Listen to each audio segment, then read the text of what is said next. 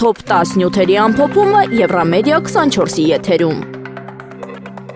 Մարտի 19-ին Եվրոպական հանձնաժողովի ընդլայնման հարցերով հանձնակատար Մարտա Կոսը ժամանում է Երևան, կարևոր քաղաքական այցով։ Նա հանդիպումներ կունենա վարչապետ Նիկոլ Փաշինյանի, փոխվարչապետ Մհեր Գրիգորյանի եւ ներքին գործերի նախարար Արփինե Սարգսյանի հետ։ Քննարկումների առանցքում լինելու են բարեփոխումները, իրավական համակարգի ամրապնդումը եւ անվտանգության համագործակցությունը։ Այս այցը դիտարկվում է որպես ազդակ, որ Եվրամիությունը պատրաստ է խորացնել հարաբերությունները Հայաստանի հետ։ Ռուսաստանի Դաշնության արտաքին գործերի նախարարության խոսնակ Մարիա Զախարովան հեգնական կերպով արձագանքել է Հայաստանի Հանրապետության վարչապետ Նիկոլ Փաշինյանի դիրքորոշմանը, կապված Եվրամիության անդամակցության հետ։ Նրա խոսքով Հայաստանի վարչապետը ներկայացրել է իրավիճակը, որտեղ երկիրը կհաղթի, թե անդամակցելու, թե չանդամակցելու դեպքում։ Զախարովան դա բնութագրել է սարկաստիկ ձևով, ասելով, որ նման մարդիկ սովորաբար իրենց հետ շախմատ են խաղում եւ հաղթում։ Նա նաեւ նշել է, որ Հայաստանի իշխանությունները Եվրամիության չափանիշները դիտարկում են որպես անվերապահ բարիք,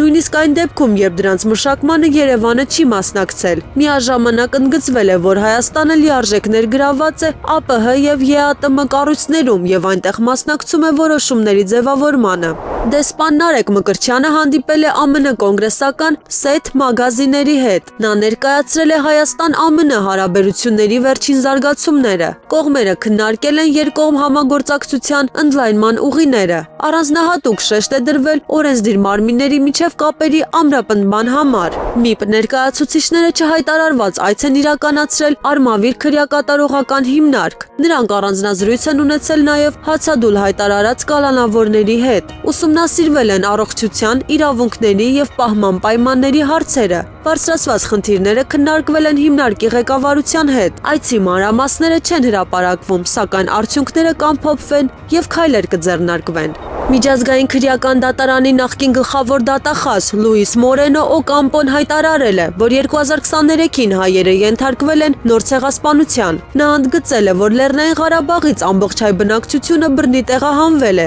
Օկամպոն կոչ է արել միջազգային հանրությանը կոնկրետ քայլեր ձեռնարկել եւ պաշտպանել հայերի իրավունքները։ Նա նաեւ շեշտել է, որ տեղահանված հայերի վերադարձի իրավունքը պետք է դառնա միջազգային քննարկումների առանցքային թեմա։ Ըստ Օկամպոյի, Լեռնային Ղարաբաղի հարցը միայն տարածաշրջանային խնդիր չէ, այլ միջազգային իրավունքի եւ մարդու իրավունքների համակարգի լուրջ փորձություն։ Նա զգուշացրել է, որ անգործությունը կարող է վտանգավոր նախադեպ ստեղծել եւ խաթարել գլոբալ անվտանգությունը։ Հայտնաբերվել եւ ձերբակալվել է Մարալ Խշուաճյանի սպանության կասկածյալը։ Նա եղել է ընտանիքին մոտանց եւ աշխատել է տուժողի ամուսնու մոտ։ Սպանությունը տեղի ունեցել Հալեպում, Զոհի բնակարանում։ Ըստ աղբյուրների, մեղադրյալը տարիներ շարունակ վստահություն է վայելել ընտանիքում։ Նախաքննությունը շարունակվում է, գործը գտնվում է իրավապահների ուշադրության կենտրոնում։ Հրապարակ օրաթերթի գլխավոր խմբագիր Արմինե Օհանյանը հայտարարել է, որ քրեական վարույթը ուղղված չէ միայն իր դեմ։ Նա դա բնութագրել է որպես ճնշում ամբողջ մեդիա դաշտի վրա։ Ըստ նրա, սա նախազգուշական կրակոց է իշխանություններին, քննադատողների դեմ։ Օհանյանը վստահ է, որ գործընթացը չի հասնի ցանկալի արդյունքի։ Նա նաև զգուշացրել է, որ նման քայլերը կարող են հակառակ ազդեցություն ունենալ։ Հայաստանի Հանրապետության արտաքին գործերի նախարար Արարատ Միրզոյանը հանդիպել է Օմանի ներդրումային մարմնի ղեկավարի հետ։ Քննարկվել են ներդրումային համագործակցության եւ տնտեսական կապերի խորացման հարցեր։ Կողմերը կարևորել են գործարար շրջանակների միջև ուղիղ կապերի ստեղծումը։ Նախարարը ներկայացրել է Հայաստանում իրականացվող բարեփոխումները։ Քննարկվել են նաև Երևան-Մասկատ ուղիղ չվերթների գործարկման հնարավորությունը։ Խորթմայրը կալանավորվել է 2 ամսով սպանության փորձի կասկածանքով։ Դեպքը տեղի է ունեցել մարտի 16-ին կեսգիշերից անց կլինիկական մահ ախտորոշմամբ Արարատի մարզից Երևանի Արաբկիր բժշկական կենտրոն է տեղափոխվել 1 տարեկան տղա երեխա։